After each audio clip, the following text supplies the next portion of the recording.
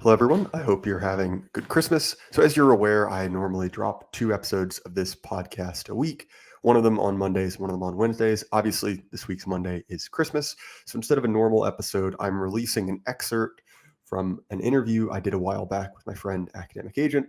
Just a short, kind of 15-minute speech from him, kind of impromptu. Very good. A lot of people wanted it in a separate form. So, I've decided to release that. Again, nothing too much, just something to tide you over. So again, Merry Christmas. Love is kind of before before it becomes like Hulk Hogan WWF. There's the old Vince Senior era where Bruno Sammartino is the champion, and there's Ivan Putski, the Polish Power, and there's Pedro Morales for the Puerto Rican fans, and there's here's Dominic Danucci for the Italian guys, and every ethnic group had its own little hometown hero.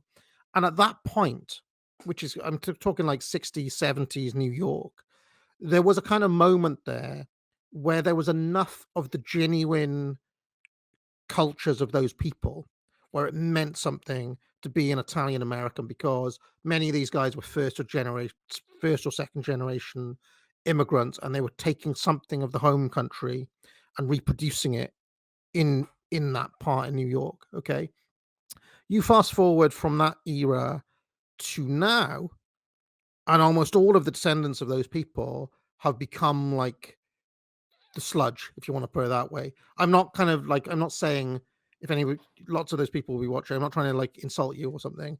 I'm just saying like the tragedy of what has happened is that all of those genuine cultures have been replaced with the kind of ersatz McDonald's culture. It's like the further you get away from the original reference point of that original immigrant who's come in, the further you get away from a genuine culture, and the more you get the kind of fake and gay. Does that make sense?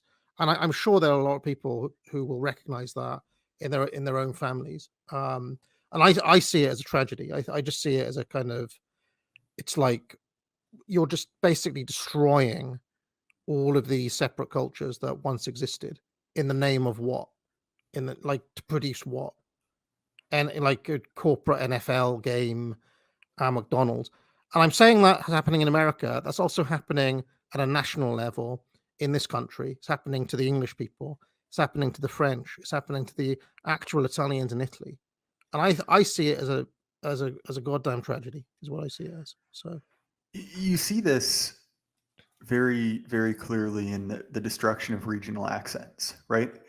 And I noticed this in talking to people where I live, because you sort of have to go back like 1.5 or 2 generations, right?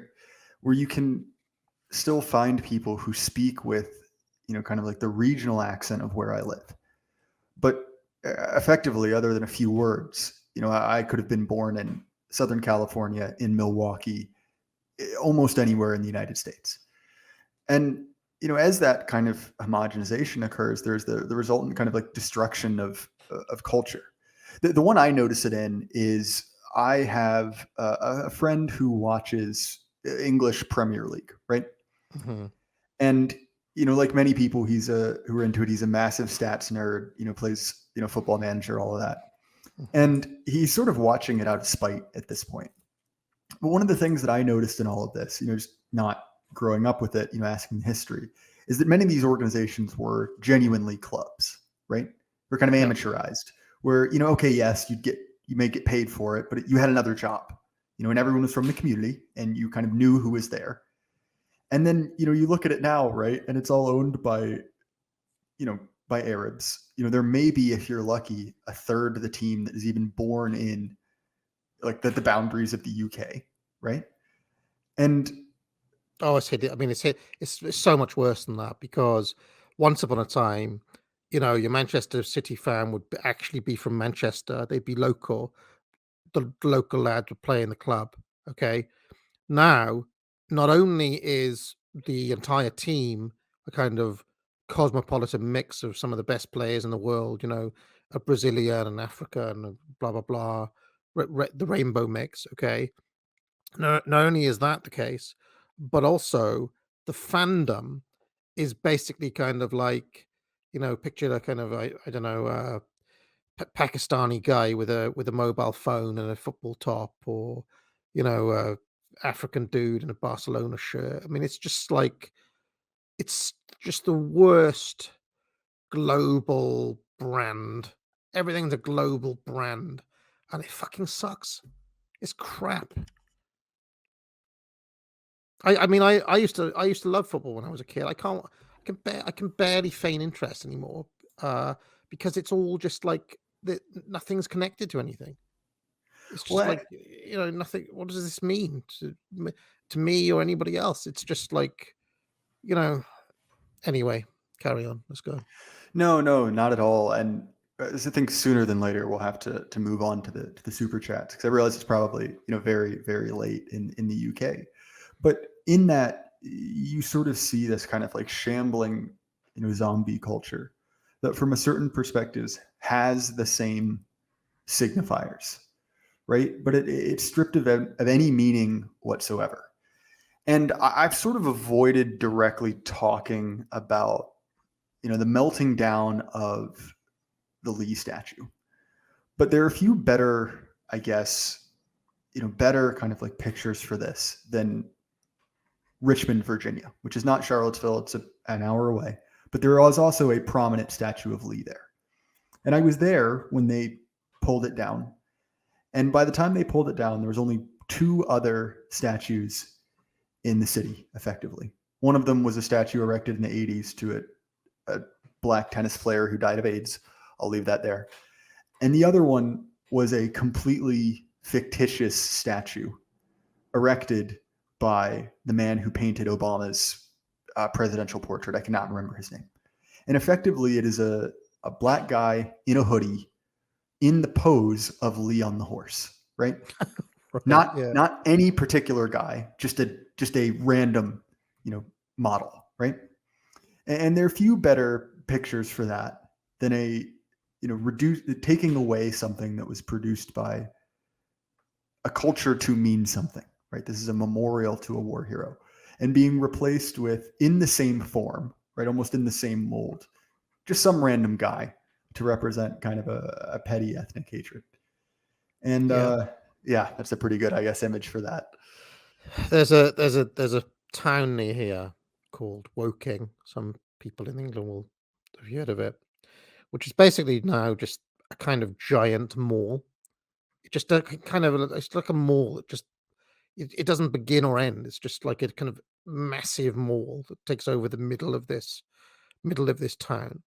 But if you actually find a way to get out of that mall, it's dotted around with these statues of just kind of random normal people, kind of like, a woman with her hands on her hips looking a bit fed up, or, black woman in a hoodie, or, oh, who's this random ethnic person? And that is basically what Woking is now. It's a mall filled with chain stores and dotted around with these completely meaningless random statues, which are not only kind of aesthetically displeasing, but also just kind of like these people could be from anywhere. And this is it. It's the kind of anywhereization of all places. And one of the things that makes me sad when I look around is all of the little signifiers that would have marked out a place as unique and different. All of those little things, they don't survive. They close down. They're all like, I think hundreds of pubs are closing every single week. Um, all of these things are just being destroyed within. Well, I mean, it's taken less than 15 or 20 years of full on kind of neoliberalism, as you might want to call it, or double liberalism, to completely fucking wreck everything that anybody loved. And it's happening everywhere. Whether it's Virginia or Woking or France, or you pick a country, it's happening everywhere. It's horrible. I think it's horrible because it's not anywhere an anywhereization. You can see it in the people, right? I mean, in this little town, Woking, there's this passage that you have to walk through to find your way out of the endless mall, right? And um, this passage is lined with these stores that sell like mobile phone covers. It's like, oh, mobile phone cover stall, vaping stall. Here's a shop that sells, like, the little connectors that you get on a mobile phone, and you look at, well, who is behind the counters of each of these places, and it's like some brown guy, right? An Indian maybe, or a Pakistan. I don't know where they're from. I've never asked them where they're from. Okay. And they're all just miserable. They're all just sitting there on their mobile phones, waiting for people to come and buy a mobile phone cover. And I just wonder, like, this is their life too. What are they doing? Why are they here? Do they want to be here? Why would anybody want to be here? Why am I here? You understand what I'm saying, right? It's just like, kind of like, and it's just you're faced with this utter nothingness. And I've one day I might, next time I'm in that town, I might go up to one of those people and be like, "Where are you from originally? Weren't you happier when you were back in the market at home? Or weren't you happier when the streets were like full of vibrant and real and you were part of your own culture, you're part of something? Why, like, are you happy?" Because I honestly don't think they do, because they look miserable as fucking sin. And that's the people working in the shops. Anyway, sorry.